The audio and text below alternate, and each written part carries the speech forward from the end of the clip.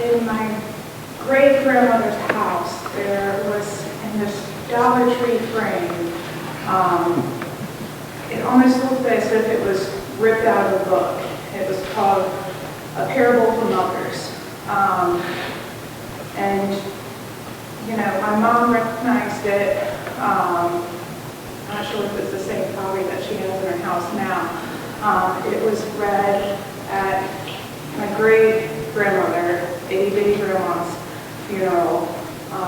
And then this past week, while going through some of Mimi's things, we still happened to find the same page that almost seemed, you know, I feel like in certain situations and, you know, I don't want to say desperate situations, but when you're at your most vulnerable, every sign takes a significant meaning.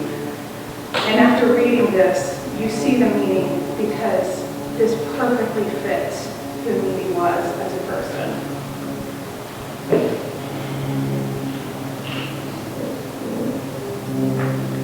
The young mother set her foot on the path of life. Is the way long, she asked, and her guide said, yes, and the way is hard, and you will be old before you reach the end of it, but the end will be better than the beginning. But the young mother was happy, and she would not believe that anything could be better than these years. So she played with her children and gathered flowers for them along the way and bathed with them in the clear streams.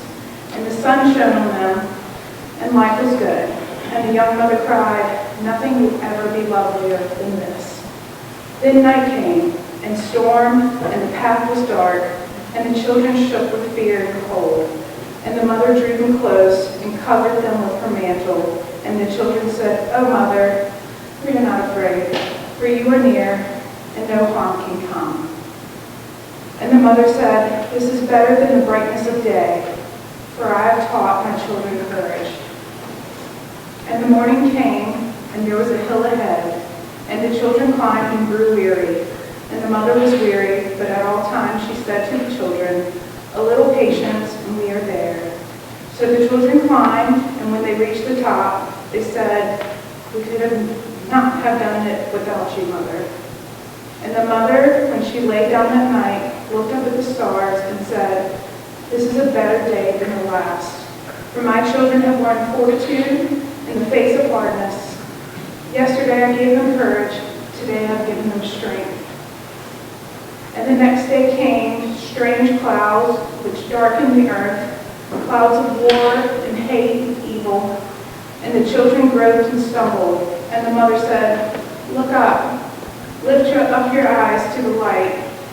And the children looked and saw above the clouds an everlasting glory. And it guided them and brought them beyond the darkness. And that night the mother said, this is the best day of all, for I have shown you my children God. And the days went on, and the weeks and the months and the years, and the mother grew old, and she was little and bent. But the children were tall and strong and walked with courage. And when the way was hard, they helped their mother. And when the way was rough, they lifted her. For she was as light as a feather, and at last they came to a hill, and beyond the hill they could see a shining road and golden gates flung wide. And the mother said, I have reached the end of my journey, and now I know that the end is better than the beginning. For my children can walk alone, and their children after them. And the children said, you will always walk with us, Mother, even when you have gone through the gates. And they stood and watched her as she went on alone, and the gates closed after her. And they said, we cannot see her, but she is with us still. A mother like ours is more than a memory. She is a living presence.